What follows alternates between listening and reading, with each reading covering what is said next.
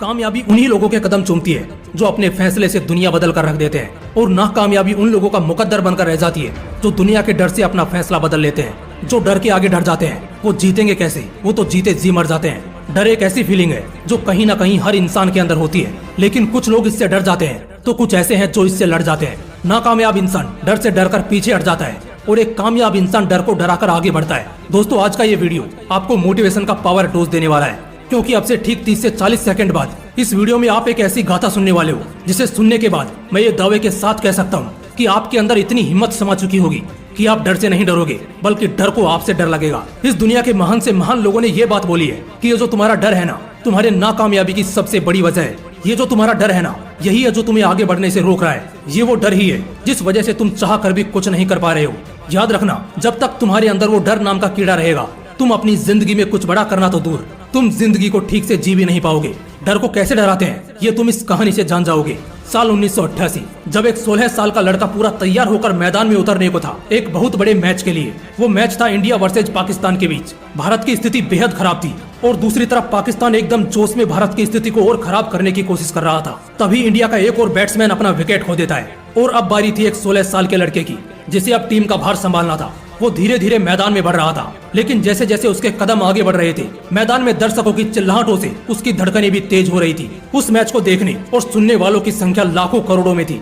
सब यही कह रहे थे कि ये 16 साल का लड़का, जिसे अभी गलियों में बच्चों के साथ खेलना चाहिए, वो सीधा इंटरनेशनल लेवल पर खेलने आ गया। बड़ी नाइंसाफी हुई है बेचारे के साथ। सामने थे पाकिस्तान के खतरनाक बॉलर्स शोएब अख्तर, वसीम अकरम और वकार यूनिस, जिसकी अगर एक गेंद सही से जिस्म को लग जाए तो बंदा परलोक सिधार जाएगा। उस जमाने का बड़े से बड़ा बल्लेबाज भी इन खतरनाक गेंदबाजों का सामना करने से कांपता था। ऐसे में महज वो 16 साल का लड़का क्या ही कर लेता। डर तो उसको भी लग रहा था, धड़कनें उसकी भी तेज हो रही थी, मन में डरावने ख्याल उसके भी आ रहे थे। तभी सामने से पाकिस्तानी गेंदबाज अपनी रफ्तार की गेंद लेते हुए बढ़ता है और ये लड़का अंदर से पूरी तरह डरा, बस उस गेंद के छूट जाने का इंतजार करता है। वो अंदर से डर रहा था, घबरा रहा था। इसी बीच वो गेंद गेंदबाज के हाथ से छूटती है और सीधे उस लड़के के नाक पर लगती है और तभी उसके नाक से खून की धाराएं बहने लगती है। इतना खून निकलने लगता है जितने में हम तुरंत डॉक्टर के पास भागते हैं, लेकिन वो लड़का बस एक गहरी सांस लेता है, खून पहुंचता है और पट्टी करते हुए सिर्फ कुछ ही मिनटों के अंदर वापस बल्ला थाम लेता है। ये देखते ही पूरा मैदान शांत हो जाता है। गेंदबाज सोच में पड़ जाते हैं। खुद उस लड़के के टीममेट्स उससे कहते हैं कि वो रिटायर्ड हर्ट डिक्लेयर करते हुए आउट होकर मैदान से बाहर आ जाए,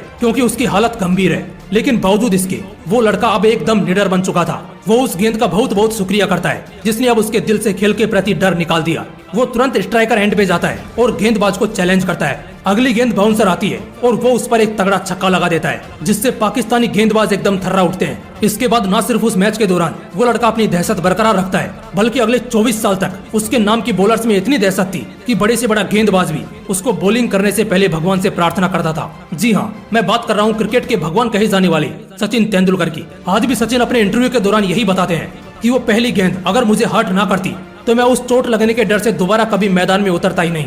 दोस्तों, कहते हैं कि डर भी उसी को डराता है जो कायर होता है, डरपोक होता है। खुद के जिगर को इतना मजबूत बना कि डर को तुझसे डर लगने लग जाए। क्या भगत सिंह को नेशनल असेंबली में बम फोड़ते वक्त ये डर नहीं लगा होगा कि उनकी इस हरकत का अंजाम फांसी होने वाला है? क्या संविधान लिखते वक्त बाबा साहेब अम्बेडकर को इस बात का डर नहीं लगा होगा कि जिस महार जाति के हाथों एक आम इंसान पानी तक नहीं पीता, उसी महार जाति के अम्बेडकर साहब के लिखित संविधान को ये देश एक्सेप्ट करेगा कि नहीं? क्या सावित्रीबाई फुले को इस बात का डर नहीं लगा होगा कि अगर वो औरतों की शिक्षा और हक के लिए आवाज उठाएंगी तो उनके परिवार, उनके पति, उनके बच्चे सभी को तड़पा तड़पा कर मार दिया जाएगा? उन्हें हर रात धमकी भरा खत मिलता था। हर सुबह जब वो औरतों को पढ़ाने के लिए जाती तो उन पर कीचड़ और पत्थर की बरसात होती। लोग उन्हें न जाने कितनी गालियां देते, लेकिन क्या वो अपने मकसद से पीछे हटी?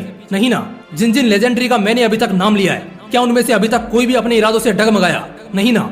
एक बहादुर और डरपोक में बस इतना ही फर्क होता है कि एक फक्र से जीता है और दूसरा गुलामी में जीता है। डर को अगर हम ठीक से समझे तो हमें मालूम पड़ेगा कि ये असल में कुछ है ही नहीं।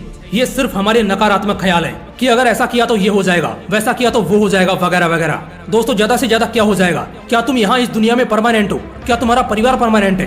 क्या ये समाज परमानेंट है? इनफैक्ट जिनसे तुम डरते हो, क्या वो परमानेंट है? नहीं, बिल्कुल भी नहीं। एक दिन तो सबको परलोक सिधारना ही है। तुम भी यहाँ मेहमान हो, वो भी यहाँ मेहमान है। बस खुद की सोच को और इरादों को पक्का कर लो। दुनिया के किसी भी डर से नहीं डरोगे, चाहे तुम किसी भी सिचुएशन में डरते हो। बस इतना सोच लेना कि या तो डरना है या फिर लड़ना है। अगर डर गए तो शायद अभी बच जाओ, लेकिन पूरी जिंदगी गुलामों वाली होगी। लेकिन अगर इससे लड़ गए तो आगे की जिंदगी बादशाहों वाली रहेगी। चाणक्य ने एक बड़ी ही खूबसूरत लाइन कही थी कि जिस बात से डर लगता हो उस क्षेत्र में अपना ज्ञान बढ़ाना शुरू कर दो, आपका डर भाग जाएगा। दोस्तों, लड़खड़ाना, चलना, गिरना, संभलना, उठना और फिर डबल तैयारी के साथ जीतना, यही तो जिंदगी का सार है। लेकिन इस बीच डरना नहीं है, क्योंकि जो डर गया समझो वो अंदर ही अंदर मर गया। इसलिए डर को डरा दो, अपनी हिम्मत से हरा दो और ऐसे ही पावरफुल मोटिवेशनल वीडियोस के लिए सब्सक्राइब का बटन दबा दो। जय हिंद, वंदे मातरम।